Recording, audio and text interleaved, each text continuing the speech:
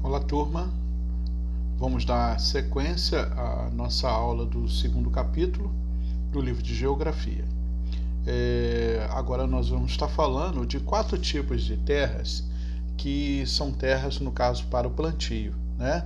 Nós temos a terra roxa, né? Que é uma terra, no caso, muito utilizada nas plantações de café no início do século XX, nas regiões de São Paulo, no leste do Mato Grosso do Sul, na região, no caso, norte do Paraná, né? Essa terra é muito encontrada e foi muito utilizada nesse período, né? Essa linguagem terra roxa, ela traz na sua história, na sua origem, uma linguagem utilizada no final do século XIX pelos italianos, que quando chegaram no Brasil e começaram a trabalhar nas regiões, no caso de cultivo de café, viam que a terra muito avermelhada, né, era muito avermelhada, eles chamavam de terra rosa.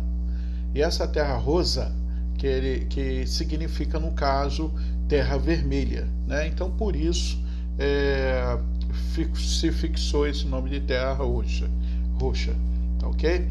O segundo tipo de terra para plantio que eu gostaria de falar com vocês é a Technosium. A Technosium é uma terra, no caso, vamos dizer assim, que é de origem, né, no caso, muito localizada na região, no caso, da Rússia e da Ucrânia. Essa terra, ela é uma terra muito fértil, tá? É uma terra de plantio muito fértil, tá? É um solo, no caso, escuro, né? Então é bom a gente entender. E é porque o professor ele está tratando desse assunto? Porque para você entender que o processo de agricultura, ou o planeta Terra como um todo, ele tem uma diversidade de ambientes e de solos que são altamente positivos para, no caso, a produção do alimento, para a produção, no caso, do cultivo, né? Às vezes a gente pensa só numa região, no caso, por exemplo, o Massapé. Massapé é uma terra do nosso Nordeste, né?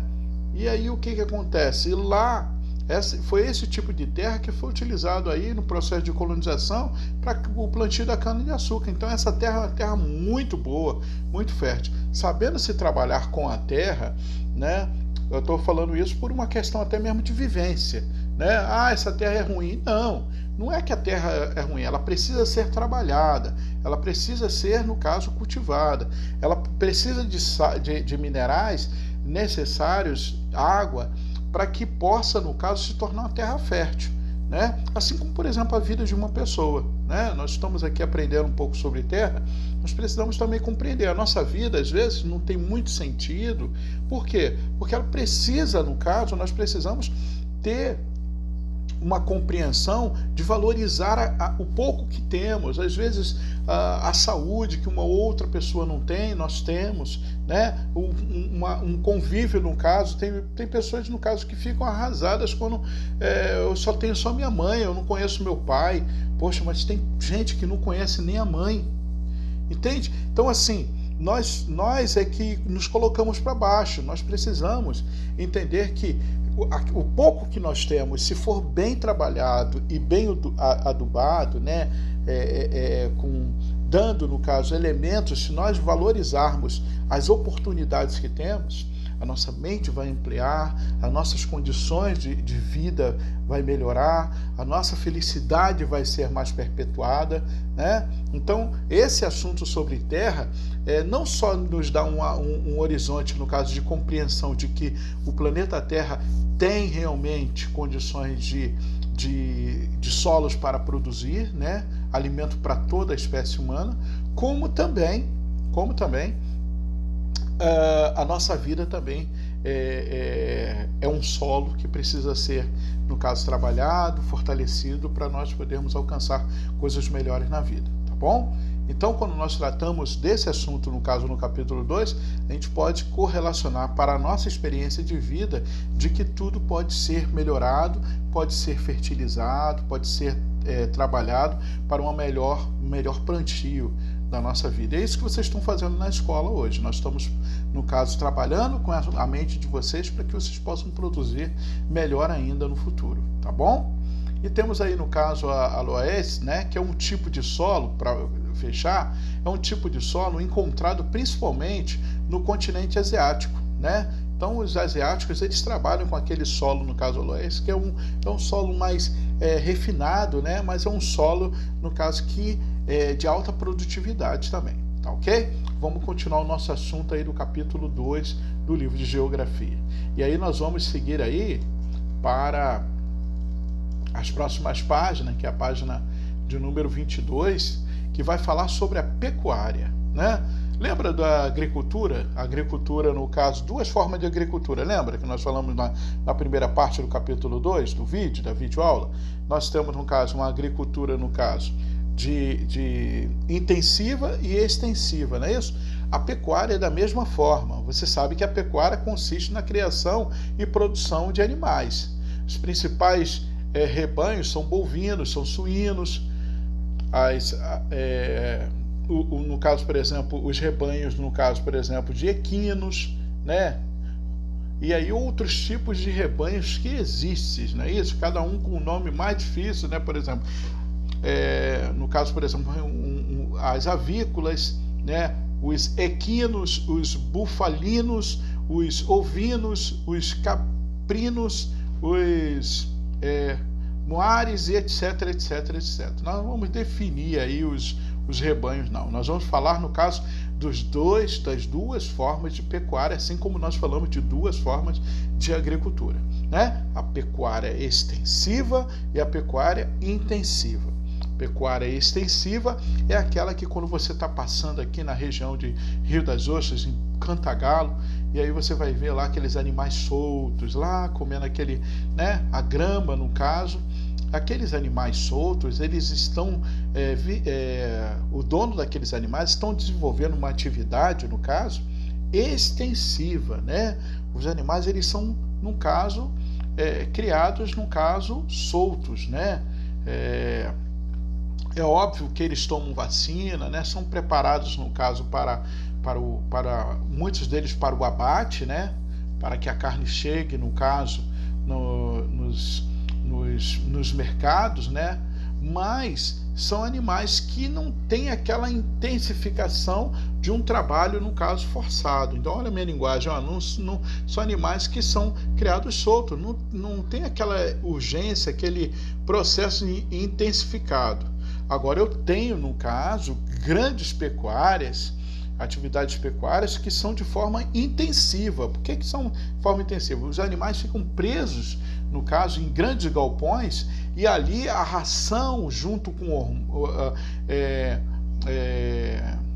hormônio, né, para que o animal cresça rápido, para que o animal, né, e porque é para uma quantidade, no caso, enorme de produção. E aqueles animais ali, eles vão sendo, à medida que chegou uma quantidade de peso, eles já vão para o abate, né? E aí você vê, no caso, até os animais, as aves que não dormem, né, ficam, no caso, em galpões com luzes acesas, para que, e você sabe que esses animais, quando estão, no caso, no escuro, eles entendem que é um momento de descansar, de dormir, e aí ao nascer do sol, antes do nascer do sol, eles já estão de pé, né?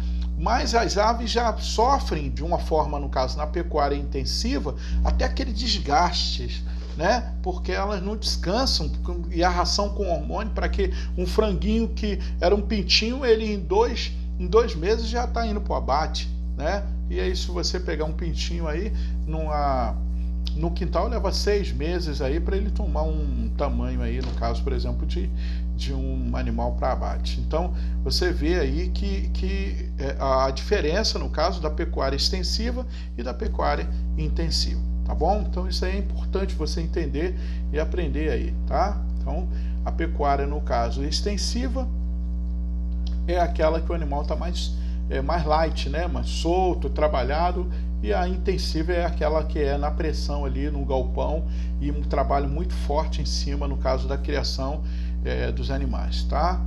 Isso é uma profissão, é uma atividade, no caso, que desenvolve uma produtividade econômica para o país também, tá? Isso daí não é uma atividade criminosa, não, tá? A gente fala com alguns aspectos de possibilidade de susto, né?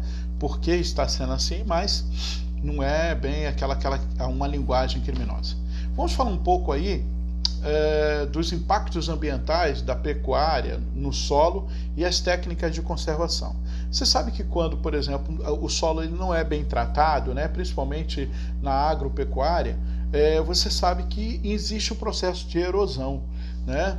E a ação humana, quando não sabe lidar com a natureza, ela na verdade, ela provoca, por meio de um desgaste, que o processo de erosão seja mais rápido, né? Gerando, no caso aí, grandes mudanças, no caso, na estrutura do solo, né? Mas se a pecuária e a agricultura for praticada de forma inteligente, respeitosa, quando o ser humano ele sabe lidar com os recursos naturais, eles podem criar recursos ou meios pelos quais a terra vai continuar sendo bela e de melhor riqueza e de melhor aspecto. Então, nós aprendemos que existem duas técnicas muito interessantes, eu quero mencionar elas, que são as curvas de níveis e, no caso, os terraceamentos, ok? Então, vamos, no caso, aprender um pouco sobre cada um desses aspectos. Por exemplo,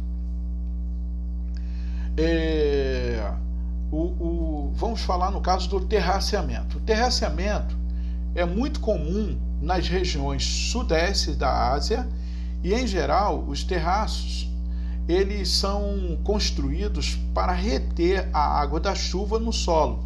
Então é tipo uma escadinha, né? O terraçamento é tipo aquela escadinha, né? E a água bate ali naqueles degraus ali do solo, né? E aí, no caso, retém um pouco da água ali e isso facilita muito no processo, no caso, de tornar aquela terra, no caso, fértil para o plantio. Nós temos também as curvas de níveis, né? As curvas de níveis, elas são muito características nos plantios para diminuir a velocidade do escoamento superficial da água das chuvas, né? Ajudando também a conter, no caso, a erosão. Tá? Então as curvas de níveis, elas no caso geralmente quando você vê elas são meio acinzentadas, né? Quando você tem aqueles plantios, no caso nas beiras das montanhas, você vai ver que as curvas de níveis, elas são no caso feitas de uma forma que a água da chuva ela não vai causar aquelas valas, aquelas destruições, no caso no solo, como ocorre no processo de erosivo, tá bom? Então elas são, no caso, plantios, né, em curvas de níveis para a diminuição da velocidade do escoamento superficial da água das chuvas, ajudando a conter a erosão, tá ok? Vamos então aí seguir aqui para nós fecharmos então o nosso assunto, né? Nós vamos entrar no capítulo de número 3 e o capítulo de número 3 nos espera na próxima videoaula que nós vamos falar sobre o viver na cidade. Forte abraço, fique com Deus.